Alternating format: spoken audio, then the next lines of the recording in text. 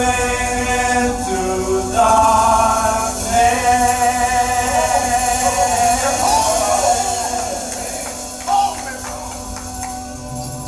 When they took my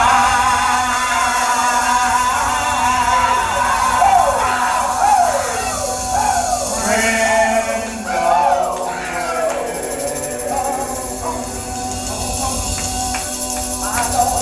away,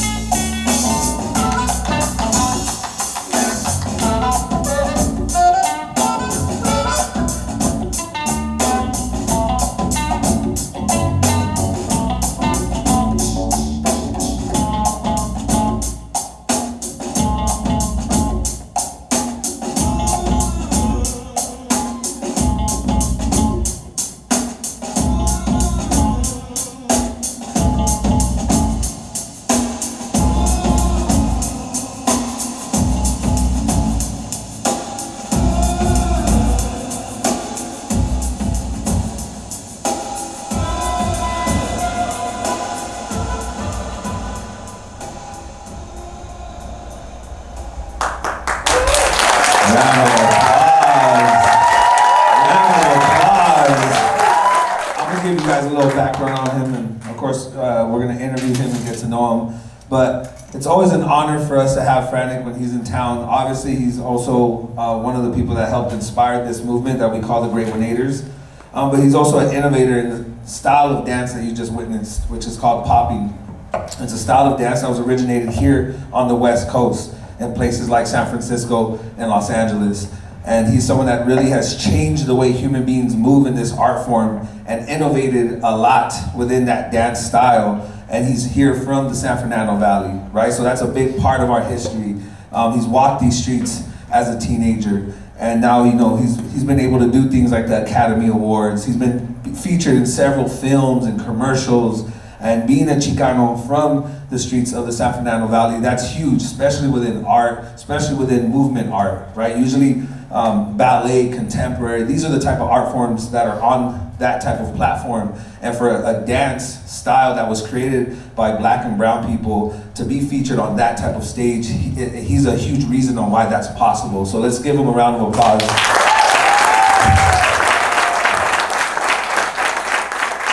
And when we started the Unite Culture Center, and really our mission was not to only teach programs, but to bring in people like Ricardo, Boogie Frantick into the center, and for our youth to have access to him, you know, and to have access to people like him.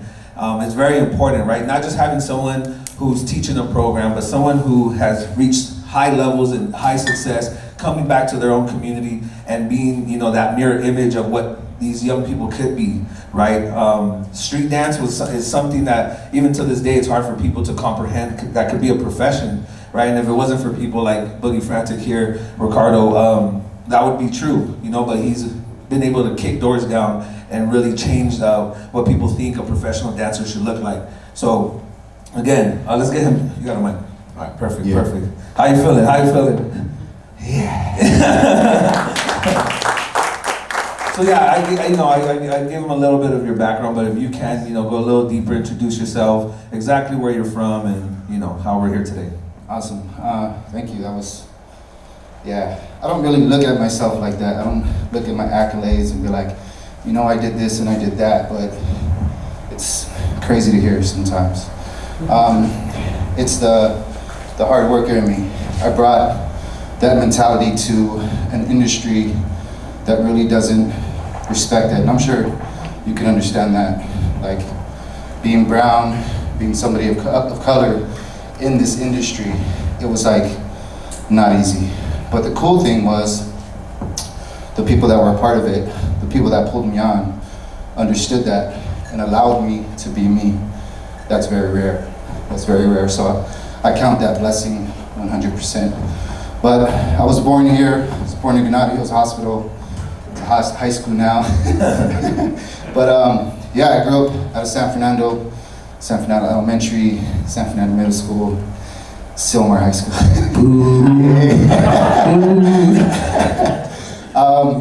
But my thing was this dance.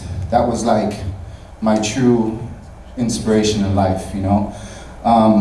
I come from like a split family, so growing up here was different than where I was also raised out of East LA in El Sereno. So it was like a conflict, you know.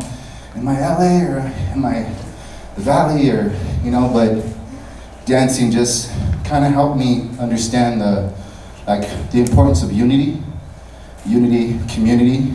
The fact that, you know, it was, for me, Black and brown, it was never really like trying to separate myself, even though I had two other brothers that were constantly in that kind of war, even at war with each other. So it was really interesting that dance was really the forefront of trying to just create some kind of freedom, you know?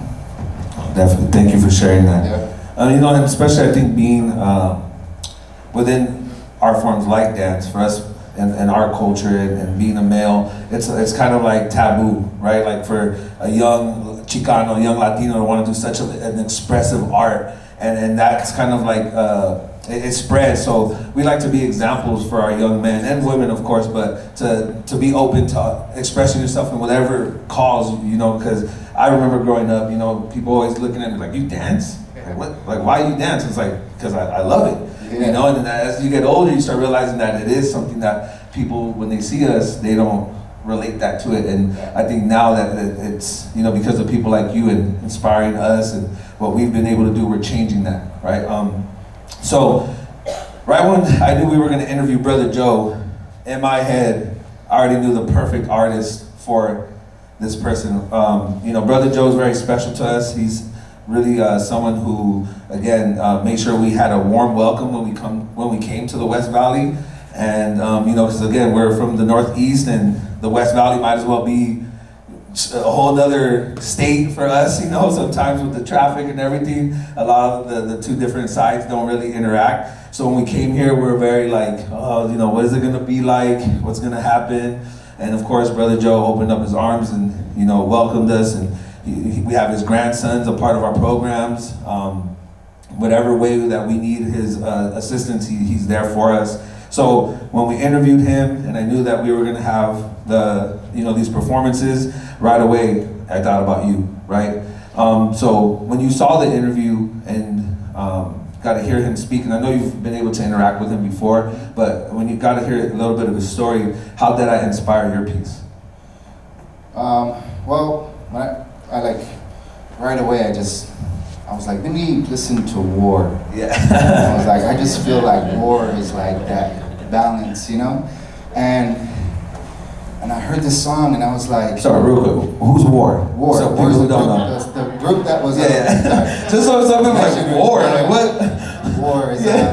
It's the artist, the group's name, the band's name. Yeah, the song you just heard. The song I just danced to. Slipping Into Darkness. So I was like, right away I looked up, you know, let me actually look up the lyrics. Let me see. It's key words like dreams, slipping, whiskey, like, you know, this whole thing was kind of a mix around. So hearing your story and how you went yourself through addiction and how you've been helping people, it's like there is this darkness that surrounds our communities, you know, and I feel like sometimes we forget our essence, we forget who we truly are as people. So when you mentioned the altar, I was like, I got the perfect situation for this, because I do, even myself in this moment, want to cleanse and create this sacred space, you know, with this movement. So I felt like that was a necessary connection. But yeah, that really inspired me. And then looking up the song, and the band was really talking about just how they were like, you know, there's people that dive deep and there's people that can get out. It's the ones that can get out that usually are always there to help the ones that are diving deep. So it really kind of touched me on that, and I felt like it was a perfect connection, you know? No, what do you think, crowd? Was it a perfect connection?